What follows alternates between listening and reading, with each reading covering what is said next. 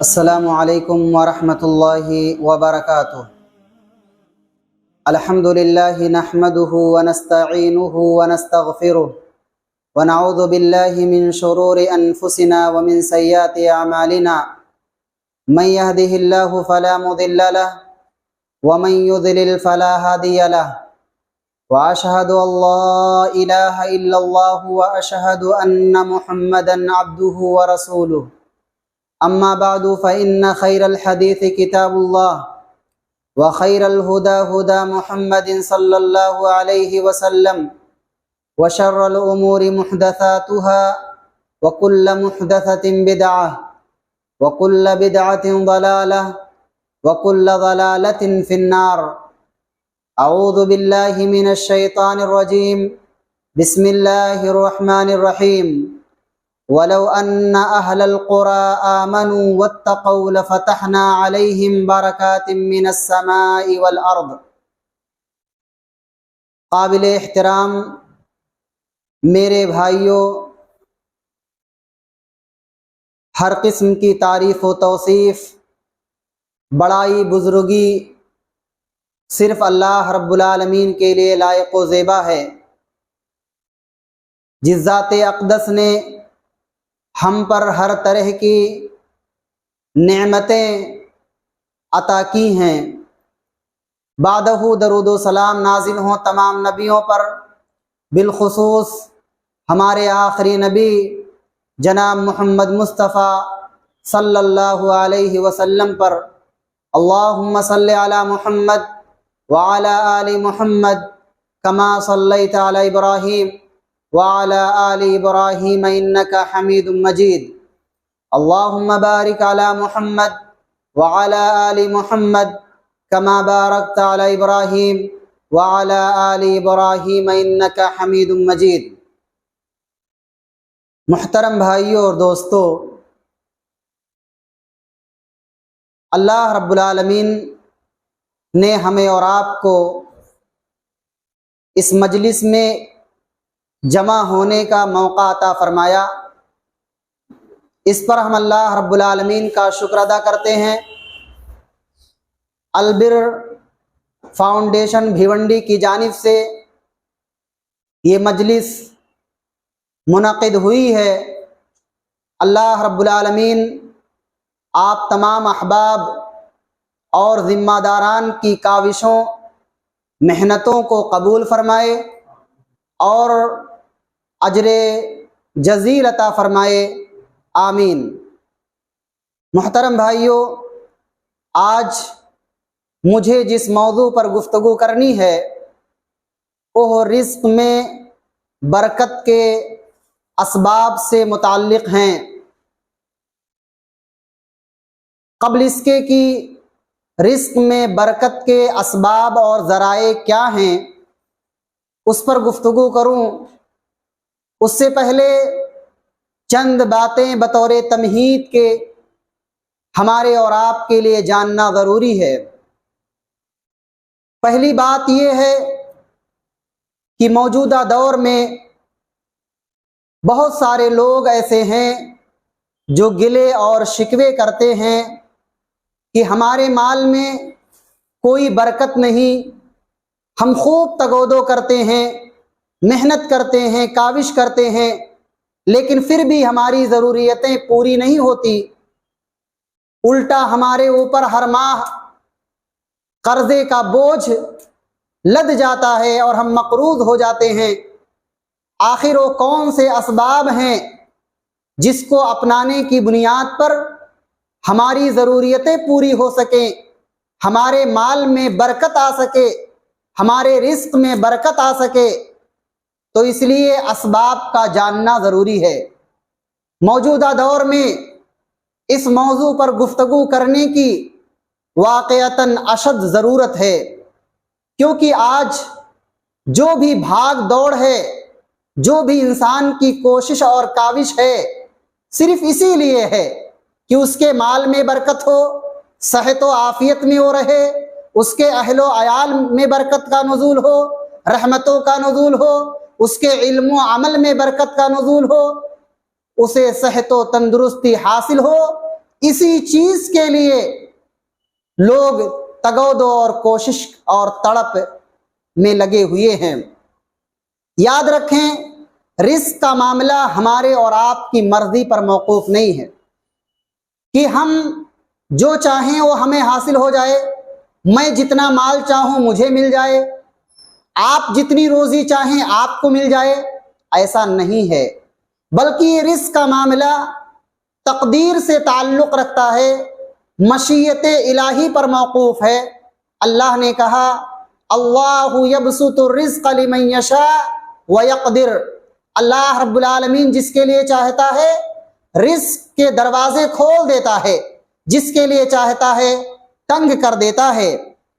رزق انسان کے اس دنیا میں آنے سے پہلے ہی جب وہ رحم مادر میں ہوتا ہے، 4 ماہ کا ہوتا ہے، اسی وقت روح ڈال دی جاتی ہے اور اس کی روزی لکھ دی جاتی ہے کہ وہ دنیا کے اندر آنے کے بعد وہ کہاں مرے گا، کب اس کی وفات ہوگی، اسے کتنی روزی ملے گی، وہ شقی ہوگا یا سعید ہوگا، نیک بخت ہوگا یا بدبخت ہوگا، ساری چیزیں لکھ دی جاتی ہیں۔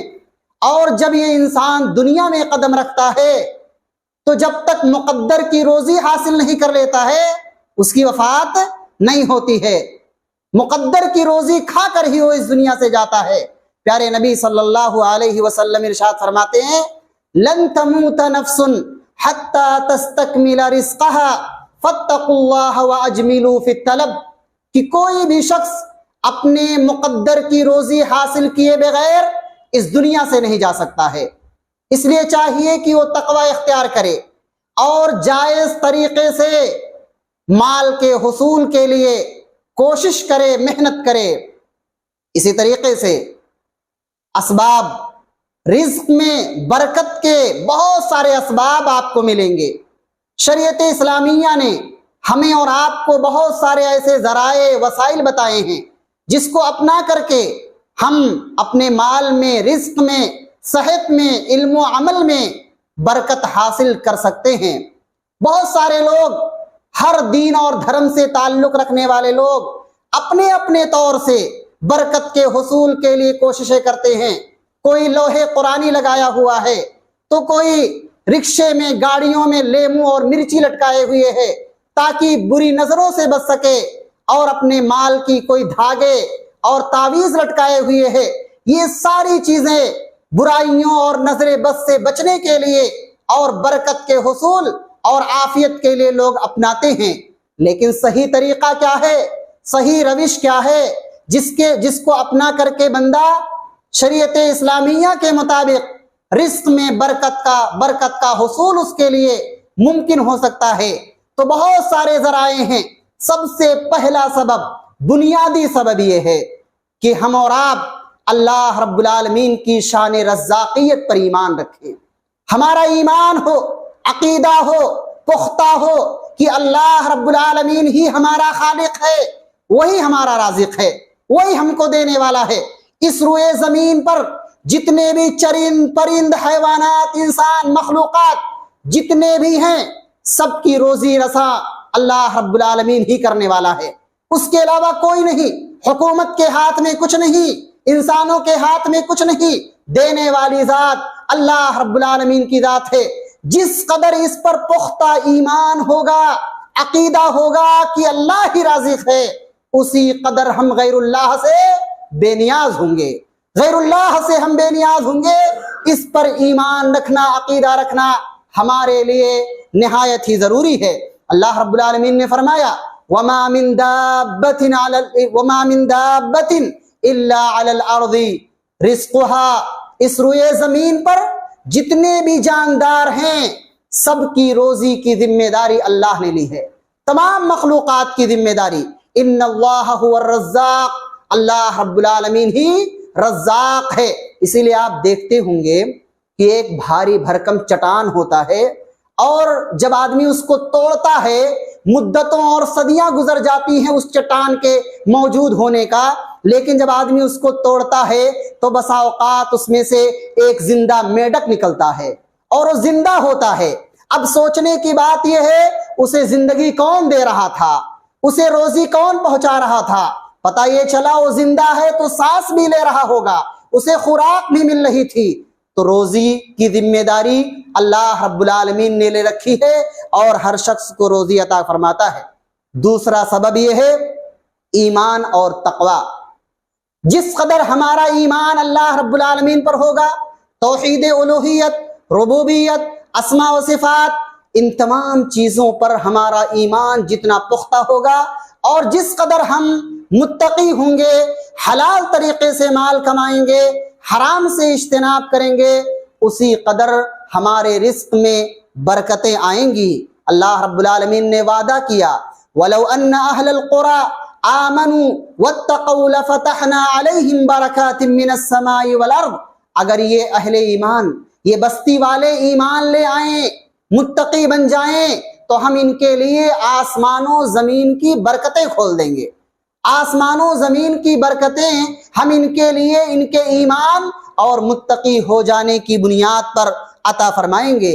اللہ نے ایک دوسرے مقام پر کہا وَمَن يَتَّقِ اللَّهَ يَجْعَل لَّهُ مَخْرَجًا وَيَرْزُقْهُ مِنْ حَيْثُ لَا يَحْتَسِبُ، جو تقوی اختیار کرتا ہے اللہ اس کے لیے ایسا راستہ نکال دیتا ہے، مشکلات میں پھنسا ہوا ہوتا ہے، مشکلات کے بھنور میں پھنسا ہوا ہوتا ہے، اللہ اس کے لیے اس کے تقوی کی بنیاد پر مخرج پیدا کر دیتا ہے اور ایسی جانب سے روزی عطا کرتا ہے کہ انسان کو شعور بھی نہیں ہوتا ہے۔ اور ایسی زندگی میں آپ کے ایسے بہت سارے تجربات آئے ہوں گے کہ انسان ایک ایک پیسے کے لیے تڑپ رہا ہوگا، لیکن اللہ رب العالمین پر ایمان اور تقوی کی بنیاد پر اللہ نے اس کے لیے ایسے ایسے ذرائع پیدا کر دیے ہوں گے کہ جس کا انسان خود محسوس کرتا ہوگا۔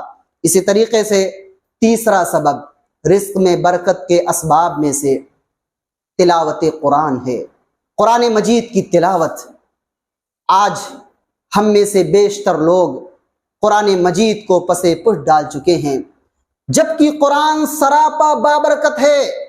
ہم جس برکت کے حصول کے لیے ادھر ادھر کے چکر لگاتے، یہی مقدس کلام اللہ رب العالمین نے ہم پر نازل کیا ہے، اور اللہ نے کہا کتاب انزلناہ الیک مبارک لیدبروا آیاتہ ولیتذکر اولو الالباب۔ یہ قرآن ایسی کتاب ہے جو ہم نے آپ کی جانب نازل کی ہے، یہ سراپا بابرکت ہے۔ اس کی تلاوت کی جائے، اس کے تفسیر کو پڑھا جائے، اس کے معانی اور مطلب کو جانا جائے، یہ اسی لیے نازل کی گئی ہے کیونکہ اس سے عقل مند عبرت اور نصیحت حاصل کرتے ہیں۔ اسی طریقے سے چوتھا سبب توکل، اللہ پر بھروسہ، اور ساتھ ہی ساتھ محنت، جستجو۔ توکل کا مطلب بھی ہمارے اور آپ کے لیے جاننا ضروری ہے۔ توکل کا معنی یہ نہیں ہے کہ ہم گھر میں بیٹھے رہیں، دکان نہ کھولیں اور یہ سوچیں کہ بس آسمان، ہمارے گھر کی چھت پھٹے گی، آسمان سے رزق نازل ہوگا اور ہم آرام سے گھر بیٹھ کر کے کھائیں گے۔ توکل کا مفہوم نہیں ہے۔ توکل کا مطلب یہ ہے کہ اللہ ہی کو اپنا رازق سمجھا جائے اور اس کے تحت بتائے ہوئے اصولوں کے مطابق تگودو کی جائے، کوشش کی جائے، جستجو کی جائے، تب جا کر کے اسے اللہ رب العالمین رزق عطا فرماتا ہے۔ اور جس قدر کوشش ہوگی اللہ رب العالمین کی جانب سے برکتیں اور رحمتوں کا نزول ہوگا۔ اسی لیے اللہ کے نبی صلی اللہ علیہ وسلم فرماتے ہیں لو انکم توکلون علی اللہ حق توکلہ لرزقکم کما یرزق الطیر تغدو خماسا وتروح بطانا۔ کہا اگر واقعی معنوں میں اللہ رب العالمین پر توکل کرنے کا جس طرح حق ہے اس طرح سے تم توکل کرو تو اللہ رب العالمین تم کو روزی ویسے ہی دے گا جس طرح پرندوں کو روزی دیتا ہے۔ یہ پرندے صبح اٹھتے ہیں، خالی پیٹ اپنے گھونسلے سے نکلتے ہیں اور پھر واپس لوٹتے ہیں تو پیٹ بھرا ہوتا ہے، اپنے بچوں کے لیے، چوزوں کے لیے بھی خوراک لے کر آتے ہیں۔ یہ اللہ کی جانب سے ہوتا ہے۔ تو توکل، اسی حدیث سے ہم کو پتا چلتا ہے کہ توکل یہ ہے اللہ کی ذات پر بھروسہ بھی ہو، اور جس طرح سے یہ پرندے اپنے گھونسلوں سے نکلتے ہیں، باہر دوڑ لگاتے ہیں، رزق کی تلاش میں نکلتے ہیں، ایسے ہی نکلنا، اسے توکل کہا جاتا ہے۔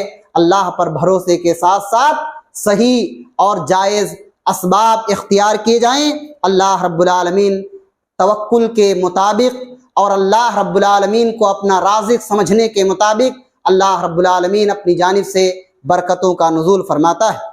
آج ہمارے سماج میں جو بے روزگاری ہے، لوگ رونا روتے ہیں، اس کا بہت سارے جہاں اسباب ہیں، ان میں سے ایک سبب، بنیادی سبب یہ ہے کہ آج لوگ کاہل ہو چکے ہیں، سست ہیں، بلکہ آرام پسندی ہے کہ ان کے اندر صحت ہے، تندرستی ہے، لیکن پھر بھی وہ باہر نہیں نکلتے، ساتھیوں کے ساتھ محفلوں میں ہوتے ہیں، چائے کے دور چلتے ہیں، سگریٹ پیتے ہوئے آدمی اپنا وقت ضائع کر دیتا ہے، دوستوں کی محفلوں میں لایانی باتوں کے ذریعے سے اپنے قیمتی وقت کو ضائع برباد کر دیتا ہے، اور بسا اوقات گھر کا ایک فرد محنت کرتا ہے، کاوش کرتا ہے، اور باقی افراد بیٹھ کر کے مزے کرتے ہیں، عیش کی زندگی گزارتے ہیں۔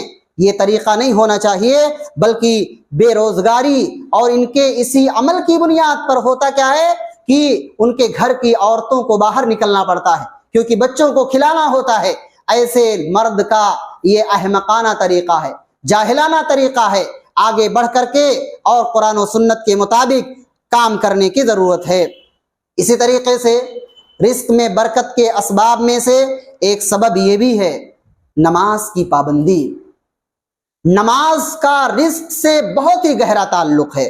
اللہ رب العالمین فرماتے ہیں وَأَمُرْ أَهْلَكَ بِالصَّلَاةِ لَا نَسْأَلُكَ رِزْقًا نَحْنُ نَرْزُقُكَ، ہم تمہیں چاہیے کہ تم اپنے اہل و عیال کو نماز کا حکم دو، وَاصْطَبِرْ عَلَيْهَا، اور اس پر خود بھی قائم رہو، خود بھی نماز کی پابندی کرو اور اپنے اہل و عیال کو بھی اس کا پابند بناؤ۔ میں خود نمازی ہوں، اگر میری فیملی بے نمازی ہے تو ہم مجرم ہیں۔ ضروری ہے، اللہ کا وعدہ ہے کہ جس گھر کے تمام ممبر نمازی ہوں، اللہ نے اس سے رزق کا وعدہ کیا ہے، اسے روزی پہنچائے گا۔ علماء کرام نے اس آیت کریمہ کی روشنی میں لکھا ہے کہ اللہ نے سب سے پہلے کہا وَأَمُرْ أَهْلَكَ بِالصَّلَاةِ وَاصْطَبِرْ عَلَيْهَا لَا نَسْأَلُكَ رِزْقًا نَحْنُ نَرْزُقُكَ، پہلے اللہ نے نماز کا حکم دینے کے بعد کہا کہ ہم تمہیں روزی دیں گے۔ یہ اس بات کی دلیل ہے کہ نماز کا رزق سے گہرا تعلق ہے، گہرا رشتہ ہے، اور خصوصاً صلاۃ فجر کی پابندی۔ صلاۃ فجر جس میں ہم میں سے بیشتر افراد سے شدید کوتاہی ہوتی ہے اور یہ وبا پھیلتی جا رہی ہے، جبکہ اسی صبح کے وقت میں اللہ رب العالمین نے برکت رکھی ہے، بلکہ صبح کے وقت کی جو 2 رکعت سنت ہے، اس سنت کے بارے میں پیارے نبی صلی اللہ علیہ وسلم فرماتے ہیں رکعتا الفجر خیر من الدنیا ما فیہا، یہ فجر کی جو 2 رکعت سنت ہے یہ دنیا و ما فیہا سے بہتر ہے، دنیا ما فیہا سے بہتر ہے 2 رکعت نماز، یہ سنت کا مقام ہے، تو پھر فرض نماز کا کتنا بڑا مقام ہوگا، آپ غور کیجئے۔ اس لیے اپنی زندگی اور اپنی صبح کا آغاز کہاں سے کیجئے؟ صلاۃ فجر سے کیجئے، اور اسی صبح کے اندر برکت بھی اللہ رب العالمین نے رکھی ہے۔ اللہ کے نبی صلی اللہ علیہ وسلم نے دعا مانگی اللہم بارک لی امتی فی بکورہا، اللہ میری امت کی اس صبح میں برکت عطا فرما۔ اس لیے ہم صبح بیدار ہوں، اپنے اعمال کو، اپنے کاروبار اور تجارت کو نمٹانے کی صبح کے دن کے پہلے حصے میں پوری کوشش ہو کہ ہم اپنے اعمال کو پورا کریں۔ آپ صلی اللہ علیہ وسلم کا معمول تھا جب کسی لشکر کو کسی قوم پر بھیجتے تھے تو دن کے شروع حصے میں روانہ کرتے تھے، اور وہیں پر ایک شخص گزرا ہے صخر نامی، بہت ہی عظیم اور بہت بڑا تاجر تھا، وہ دن کے پہلے حصے میں اپنے ملازمین کو، نوکروں کو کام پر روانہ کر دیتا تھا، اور اس کے بعد اس قدر اسے مال ملا کہ اسے سمجھ میں نہیں آتا تھا کہ میں اس مال کو رکھوں کہاں۔ تو یہ صبح کے وقت کی برکت ہے۔ ہم اور آپ 11 بجے 12 بجے ہماری صبح ہوتی ہے، ہماری صلاۃ فجر ہم نے اپنے وقت کے مطابق بنا لی، 10 بجے 11 بجے پڑھتے ہیں، ظہر میں پڑھتے ہیں، جس کی بنیاد پر بے برکتی ہمارے سماج اور معاشرے میں نظر آتی ہے۔ اسی طریقے سے رزق میں برکت کے اسباب میں سے ایک سبب نکاح ہے۔ نکاح بذات خود ایک عظیم برکت ہے۔ اللہ رب العالمین نے سورۃ النور میں اس کا تذکرہ کیا، کَإِن يَكُونُوا فُقَرَاءَ يُغْنِهِمُ اللَّهُ مِن فَضْلِهِ، اگر فقیر ہوں گے تو اللہ تعالیٰ اپنے فضل و کرم سے بے نیاز کر دے گا، مالدار کر دے گا۔ آپ دیکھیں، اس لیے غربت کی بنیاد پر، ناداری کی بنیاد پر شادی میں، نکاح میں تاخیر نہیں ہونی چاہیے، کیونکہ اللہ کا نظام ہے۔ ایک میاں بیوی، شوہر بیوی، یہ سب غریب ہوتے ہیں، غریب لڑکا ہے، غریب لڑکی ہے، یہ شادی کر دی جائے، اللہ رب العالمین نے ان سے ہونے والے بچوں کے اندر بسا اوقات ایسا خزانہ رکھا ہوتا ہے جس کے ذریعہ سے سارے دکھ پریشانی ختم ہو جاتے ہیں۔ اسی لیے آپ جائزہ لیں گے، آپ دیکھیں بہت ساری مثالیں آپ کو ملیں گی کہ کتنے ایسے ماں باپ ہوں گے جو فٹ پاتھ پر زندگی گزاری ہے، جنہوں نے جھوپڑ پٹیوں میں زندگی گزاری ہے، لیکن آج ان کی اولاد بنگلوں میں زندگی بسر کر رہی ہے۔ اللہ رب العالمین نے اس قدر ان کی نسلوں کے اندر یہ روزیاں رکھی ہیں، خزانے رکھے ہیں، اس لیے غربت اور ناداری کی بنیاد پر شادی میں تاخیر نہیں ہونی چاہیے۔ اسی طریقے سے 8واں سبب ہے والدین کے ساتھ حسن سلوک، ماں باپ کے ساتھ بہترین رویہ، بر الوالدین، جس میں ہم اور آپ کوتاہ نظر آتے ہیں۔ ہمارے سماج اور معاشرے میں وہ نوجوان طبقہ جو اپنی قوت کی بنیاد پر ناز کرتا ہے، وہی ماں باپ جنہوں نے آپ کے لیے کتنی قربانیاں دی ہیں، اتنا بڑا کیا ہے، کتنی محنتیں جستجو کی ہیں، گرمی کو برداشت کیا ہے، آپ پیشاب کر دیتے تھے، ماں اسی جگہ پر سو جایا کرتی تھی، یہ کیفیت تھی، اور آج آپ انہیں جھڑپتے ہیں، آپ انہیں مجنون اور دیوانہ کہتے ہیں، ان کی باتوں کو رد کرتے ہیں، ان کی باتوں کو توجہ سے سنتے نہیں ہیں، جس کی بنیاد پر بے برکتی ہے ہمارے اندر، جس کی بنیاد پر اللہ رب العالمین کی جانب سے رحمتیں نہیں آتی۔ اس لیے میرے بھائیوں، ضروری ہے ہم اپنے والدین کے ساتھ حسن سلوک کریں، کم از کم ان کے لیے دعا تو کریں، رب ارحمہما کما ربیانی صغیرا، اے پروردگار جس طرح بچپن میں انہوں نے ہماری پرورش کی ہے، اسی طریقے سے اللہ ان پر رحم فرما۔ یہ ہم دعا کرتے رہیں، ہمارے ماں باپ زندہ ہوں تو بھی، وفات پا چکے ہیں تو بھی، ان کے جانب سے صدقہ و خیرات کیا جائے، نیک اعمال کرنے کی کوشش کی جائے، اور خوب اللہ رب العالمین سے ان کے حق میں توبہ اور استغفار کی جائے۔ ساتھ ہی ساتھ صلہ رحمی بھی ہے، رشتہ داروں کے ساتھ حسن سلوک کرنا، ان کا خیال رکھنا۔ بہت ہی بابرکت ہیں ایسے لوگ، بہت ہی خوش نصیب ہیں ایسے لوگ جو رشتوں کو قائم رکھنے کے لیے ظلم کو برداشت کرتے ہیں، رشتہ داروں کے ظلم کو سہتے ہیں، اور رشتہ داریوں کو قائم رکھنے کے لیے خوب تگودو کرتے ہیں۔ ایسے لوگوں کو آپ دیکھیں گے کہ اللہ رب العالمین کی جانب سے وہ برکتوں میں ہوتے ہیں، رحمتوں میں ہوتے ہیں۔ لیکن جو لوگ بار بار رشتوں کو توڑنے کی بات کرتے ہیں، اختلاف کرتے ہیں، اس کو قائم نہ کرنے کی بات کرتے ہیں، یقیناً وہ دنیا اور آخرت میں ذلیل و رسوا ہو کر رہیں گے۔ اور یہ ہم اور آپ معاشرے میں دیکھ رہے ہیں، جو ماں باپ کا نافرمان ہوتا ہے اور قطع رحمی سے کام لیتا ہے، رشتہ داروں کو توڑنے کے سلسلے میں کوششیں کرتا ہے، یقیناً ایسے لوگ دنیا میں ذلیل و رسوا ہوتے ہوئے نظر آتے ہیں۔ اللہ کے نبی صلی اللہ علیہ وسلم فرماتے ہیں، من سرہ ان یمد لہ فی عمرہ ویزاد لہ فی رزقہ فلیبر والدیہ ولیصل رحمہ، جو شخص یہ چاہتا ہو کہ اس کی عمر طویل ہو، اس کی عمر لمبی ہو، اور اس کے رزق میں برکت آئے، تو اسے چاہیے اپنے والدین کے ساتھ حسن سلوک کرے اور صلہ رحمی کرے۔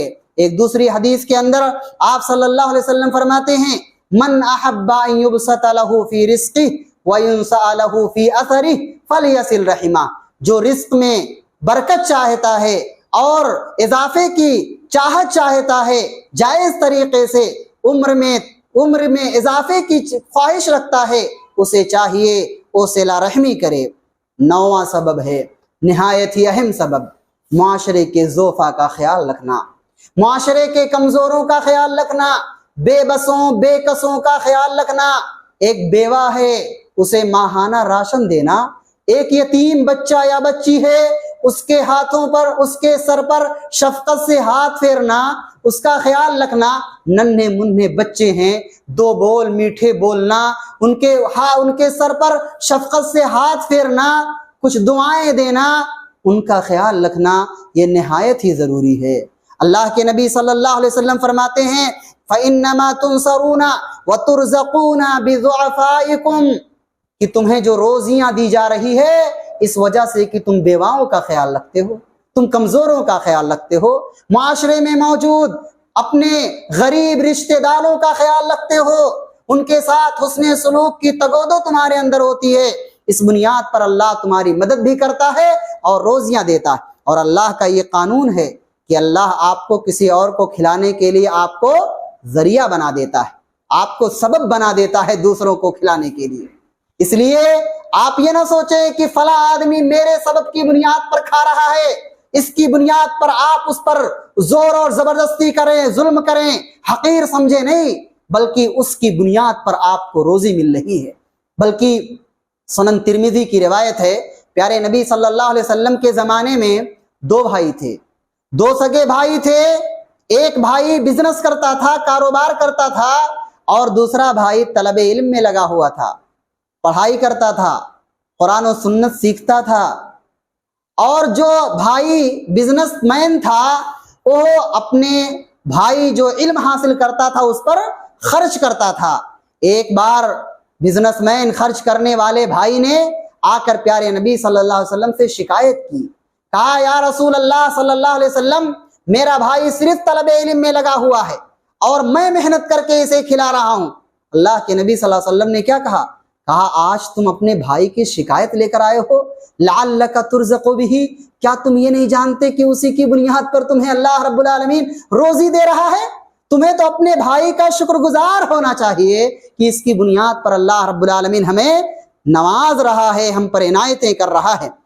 اسی طریقے سے اللہ کا قانون بھی ہے، واللہ فی عون العبد ما کان العبد فی عون اخیہ، جب تک بندہ دوسرے بندے کی مدد میں لگا ہوا ہوتا ہے اللہ رب العالمین اس کی مدد میں لگا ہوا ہوتا ہے۔ رزق میں برکت کے اسباب میں سے ایک اہم سبب کھانے پینے میں سنت مطہرہ کی پیروی ہونی چاہیے۔ ہم جب کھانا کھائیں، پانی پئیں، جو آداب بتائے گئے، جو طریقے بتائے گئے، اس کو ملحوظ خاطر رکھ کر اللہ کی نعمتوں کا استعمال کیا جائے۔ آج بے برکتی ہے اس لیے کہ ہم سنت سے دور ہیں، طریقے محمدی سے دور ہیں۔ بہت سارے آداب ہیں کھانے پینے سے متعلق، ایک دو باتیں حدیث کی روشنی میں پیش کروں گا جس میں ہم اور آپ کوتاہ نظر آتے ہیں۔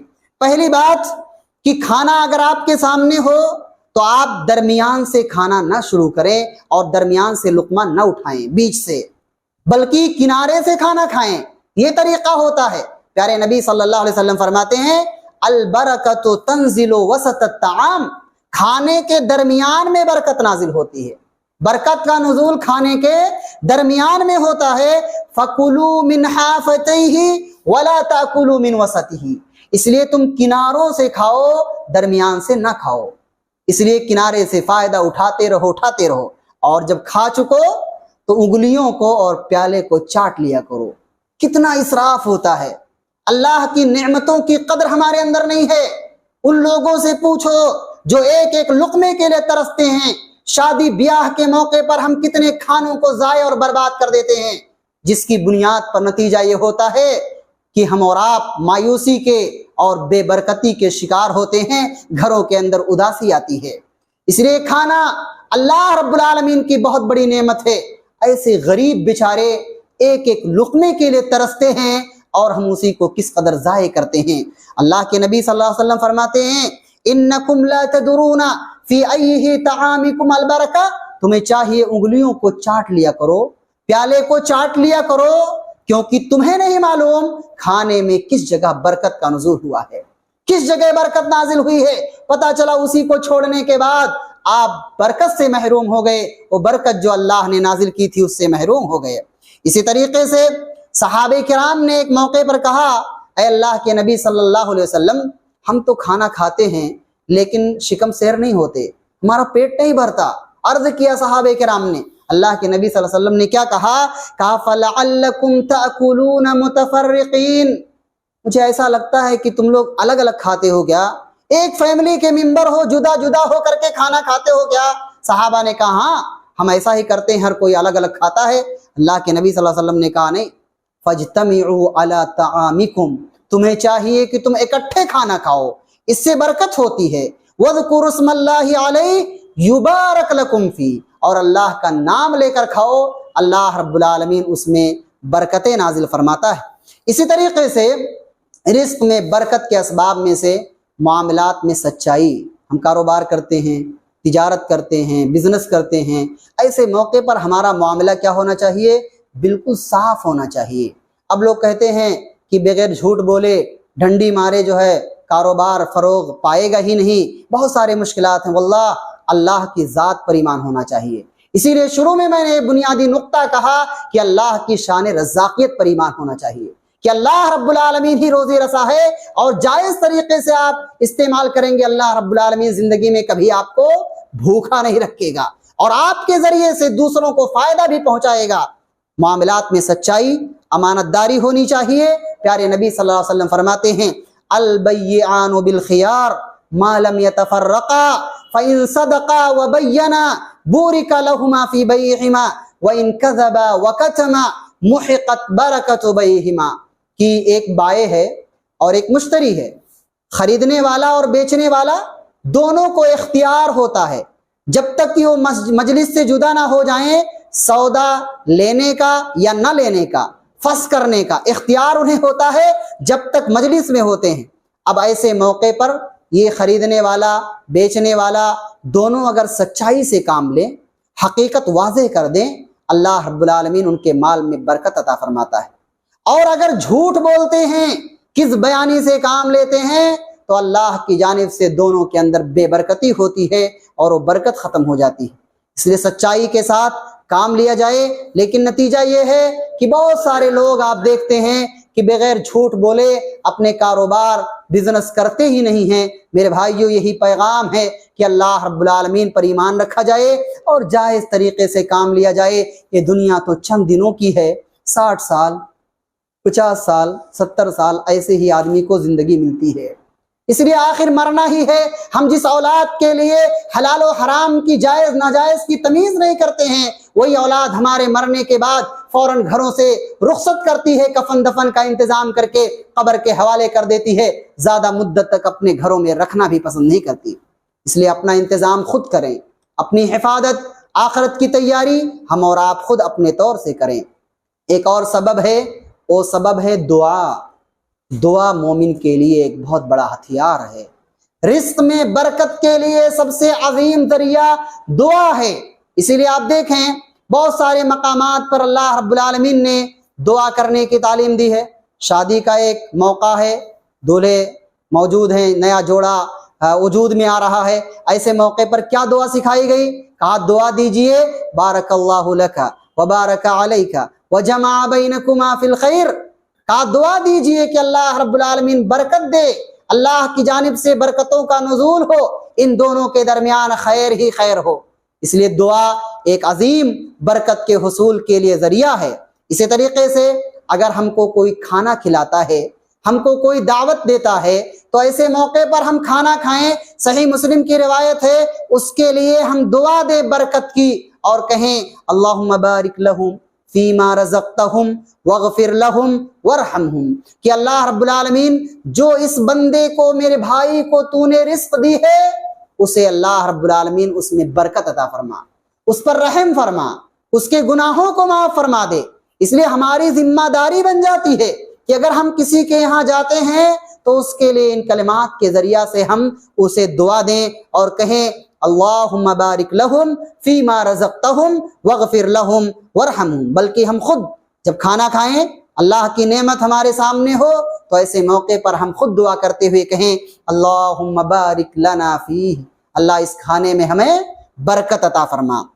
اسی طریقے سے ایک اور سبب ہے شکر الہی۔ شکر الہی، جو بھی نعمت ہے اس پر ہم اللہ کا شکریہ ادا کریں، کیونکہ جس قدر شکریہ ہوگا اسی قدر نعمتیں ملیں گی۔ تو اگر ہمیں مزید چاہت ہے اللہ کی رحمتوں کا، اللہ کی برکتوں کا، اور ہر مومن کی یہ چاہت ہوتی ہے، تو لہذا شکریہ زیادہ سے زیادہ کیا جائے۔ اللہ رب العالمین نے فرمایا لئن شکرتم لازیدنکم، اگر تم شکریہ ادا کرو گے تو میں تمہیں اور بڑھا کر دوں گا، اور اگر ناشکری کرو گے تو میرا عذاب سخت ہے، موجودہ نعمت بھی اللہ رب العالمین چھین لیتا ہے، اس لیے شکریہ ادا کیا جائے، اور ساتھ ہی ساتھ قناعت بھی ہونی چاہیے۔ ایک سبب ہے قناعت۔ قناعت کا معنی یہ ہے کہ جو مال اللہ کی جانب سے ملا ہے، جو مقدر کی روزی ہے، ہم اس پر قناعت کریں، زیادہ حرص، طمع، لالچ نہ کریں، تکاثر کے چکر میں نہ رہیں، یعنی وہ زیادہ مال جو آپ کو آخرت سے غافل کر دے، ایسے مال کے چکر میں نہ رہیں۔ اللہ تعالیٰ نے کہا الہاکم التکاثر حتی زرتم المقابر، تمہیں تو تکاثر نے ہلاک کر دیا، غفلت میں ڈال دیا، تم زیادہ مال کی چاہت کی بنیاد پر تم ہلاک ہو گئے، یہاں تک کہ تم قبر جا کر پہنچے۔ آپ صلی اللہ علیہ وسلم فرماتے ہیں یقول ابن آدم مالی مالی، ابن آدم کہتا ہے میرا مال حل من مزید، کتنا مل جائے مجھے سب کھا کر کے بیٹھ جاؤں۔ دنیا کے حصول کے لیے اتنی تگودو کوشش کرتا ہے اور سب چیز کو سمجھتا ہے یہ میرا مال ہے، یہ پیسہ میرا مال، یہ اولاد میرا مال، یہ سب کچھ میرا مال۔ شریعت بتاتی ہے تمہارا مال کیا ہے؟ ما اکلتا فافنیت، جو تم نے کھا لیا اور ہضم ہو گیا، ختم ہو گیا، وہی تمہارا مال تھا، جو آپ کو کھانے کو مل گیا۔ او لبستا فابلیت، یا جو آپ نے لباس پہنا اور پرانا ہو گیا، وہی آپ کا مال تھا۔ او تصدقتا فامضیت، اور اگر آپ نے صدقہ کر کے ذخیرے آخرت کر لیا، وہی تمہارے لیے مال تھا۔ اور تم مال کی بات کرتے ہو، میرا مال، کچھ نہیں تمہارا مال۔ چند دنوں کے بعد، ایک معمولی زندگی کے بعد تمہیں اس دنیا سے جانا ہے اور اللہ رب العالمین کی بارگاہ میں حساب دینا ہے۔ اسی طریقے سے یہ تکاثر کا چکر کب آتا ہے، یعنی کب ہم زیادہ مال کے چکر میں پڑتے ہیں اور ہم آخرت سے بھول جاتے ہیں؟ جب ہم کسی بڑے آدمی کو دیکھتے ہیں، مالدار کو دیکھتے ہیں، بڑا ترقی کر رہا ہے، بڑا پیسے والا ہے، بڑی جائیداد، بنگلوں میں زندگی گزار رہا ہے، اس کو دیکھنے کی بنیاد پر ہمارے اندر ہوس اور لالچ اور حرص پیدا ہو جاتی ہے، جس کی بنیاد پر ہم دین سے بھٹک جاتے ہیں، غافل ہو جاتے ہیں، دنیا دار بن جاتے ہیں، اور پھر دنیا کے اندر نہ کامیابی، حقیقی کامیابی نہ دنیا کے اندر ملتی ہے نہ آخرت کے اندر ملتی ہے۔ اسی لیے اللہ کے نبی صلی اللہ علیہ وسلم نے اصول بتایا، کہا تم تکاثر سے بچ کیسے سکتے ہو، کون سا طریقہ اپناؤ گے؟ کہا انظروا الی من هو اسفل منکم ولا تنظروا الی من هو فوقکم، کہا تم دنیاوی اعتبار سے اپنے کمتر آدمی کو دیکھو، سب سے نچلے آدمی کو دیکھو دنیاوی اعتبار سے، لیکن اخروی اعتبار سے بڑے آدمی کو دیکھو۔ فلاں آدمی نمازی ہے، عبادت گزار ہے، تہجد والا ہے، میں اس کی طرح بن جاؤں، وہ صدقہ کرتا ہے، خیرات کرتا ہے، اللہ مجھے بھی مال دے کہ میں اللہ کی راہ میں خرچ کر سکوں، اللہ نے اسے علم دی ہے، اللہ مجھے علم دے تاکہ میں اسی کی روشنی میں نشر و اشاعت کر سکوں، یہ ہونا چاہیے۔ لیکن دنیاوی اعتبار سے سب سے حقیر آدمی کو، سب سے معمولی زندگی گزارنے والے کو، کم مال والے کی طرف جب نظر ہوگی، اور تو اللہ رب العالمین کی برکتوں کو، نعمتوں کو ہم کبھی بھی حقیر نہیں سمجھیں گے۔ ورنہ کیا ہوتا ہے، جب ہم بڑے کو دیکھتے ہیں تو ہم سمجھتے ہیں ہمارے پاس کچھ ہے ہی نہیں، اور اللہ رب العالمین نے آپ کو پورا جسم دیا ہے، اس سے بڑی نعمت کیا ہے؟ آنکھ، کان، سننے کی سماعت، چلنے پھرنے، اٹھنے بیٹھنے، ہر طرح کی نعمت سے مالا مال ہے۔ تو اس لیے جب سب سے کمزور کو دیکھیں گے، ہاسپٹل میں جائیں گے، ایک لولے لگڑے کو دیکھیں گے، مریض ہوگا، بیمار ہوگا، اٹھنے کی سکت نہیں، طاقت نہیں، تو ایسے موقع پر دیکھ کر کے ایسے مریضوں کو دعا پڑھنے کی تعلیم دی گئی اور کہا جائے الحمدللہ الذی عافانی مما ابتلاک بہ وفضلنی علی کثیر ممن خلق تفضیلا، کہا اللہ کا شکر ادا کرو کہ اللہ رب العالمین نے ہمیں عافیت دی ہے اور بہت ساری مخلوقات کے مقابلے میں ہمیں تو اتنا رتبہ دیا ہے کہ ہمارے پاس تو صحت ہے، ہمارے پاس تندرستی ہے، ہم تو دیکھ سکتے ہیں، چل پھر سکتے ہیں، یہ بیچارے اپنے آپ اٹھ بھی نہیں سکتے ہیں، ایسے لوگ زندگی گزار رہے ہیں۔ اور کہا جب یہ کیفیت آ جائے گی کہ تم بڑوں کو نہیں دیکھو گے دنیاوی اعتبار سے، نچلے آدمی کو دیکھو گے، تو ایسے موقع پر تم فَإِنَّهُ أَجْدَرُ أَلَّا تَزْدَادُوا نِعْمَةَ اللَّهِ، تو تم اللہ کی نعمت کو حقیر نہیں سمجھو گے۔ اسی طریقے سے شکر الہی کا تذکرہ کیا گیا، توبہ و استغفار، یہ بہت اہم نقطہ ہے جس قدر ہم اللہ رب العالمین سے اپنے گناہوں کی معافی مانگیں گے، استغفار کریں گے، توبہ کریں گے، ہمارے درجات بلند ہوں گے اور خزانے نازل ہوں گے۔ نوح علیہ السلام کے زبانی اللہ نے کیا کہا سورہ نوح میں؟ فَقُلْتُ اسْتَغْفِرُوا رَبَّكُمْ إِنَّهُ كَانَ غَفَّارًا يُرْسِلِ السَّمَاءَ عَلَيْكُمْ مِدْرَارًا وَيُمْدِدْكُمْ بِأَمْوَالٍ وَبَنِينَ وَيَجْعَلْ لَكُمْ جَنَّاتٍ وَيَجْعَلْ لَكُمْ أَنْهَارًا۔ اگر تم استغفار کرو گے، اللہ غفار ہے، موسلا دھار بارش نازل کرے گا، مال و اولاد کے ذریعے مدد کرے گا، نہروں اور باغات کو تمہارے لیے مسخر کر دے گا۔ یہی تو چاہیے انسان کو اس دنیا میں جینے کے لیے۔ ہر طرح کی نعمت استغفار کی بنیاد پر مل جائے گا، خزانہ اس کے پاس ہوگا۔ اس لیے استغفار، توبہ، اس چیز کو اپنی زندگی میں لازم پکڑیں۔ اسی طریقے سے آخری بات بطور پیغام کے کہنا چاہوں گا کہ یہ دنیا دارالامتحان ہے، یہ دنیا امتحان کی جگہ ہے۔ رزق کے معاملے میں بھی اللہ ہمارا امتحان لیتا ہے، رزق کے معاملے میں بھی اللہ کی جانب سے ہم پر آزمائش آتی ہے۔ اللہ رب العالمین نے کہا فَأَمَّا الْإِنسَانُ إِذَا مَا ابْتَلَاهُ رَبُّهُ فَأَكْرَمَهُ وَنَعَمَهُ فَيَقُولُ رَبِّي أَكْرَمَنِ وَأَمَّا إِذَا مَا ابْتَلَاهُ فَقَدَرَ عَلَيْهِ رِزْقَهُ فَيَقُولُ رَبِّي أَهَانَنِ۔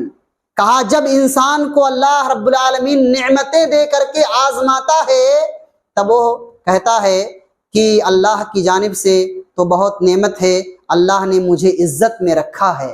جب اس کے پاس نعمتیں ہوتی ہے تو اس بات کا اقرار کرتا ہے، لیکن جب اللہ رب العالمین رزق روک کر کے، تنگ کر کے اس کی آزمائش کرتا ہے تو اللہ کہتا ہے اللہ تو نے مجھے رسوا کر دیا، مجھے ذلیل کر دیا۔ ایسے موقع پر اسے صبر کرنا چاہیے اور نعمتوں کی موجودگی میں اسے شکریہ ادا کرنا چاہیے۔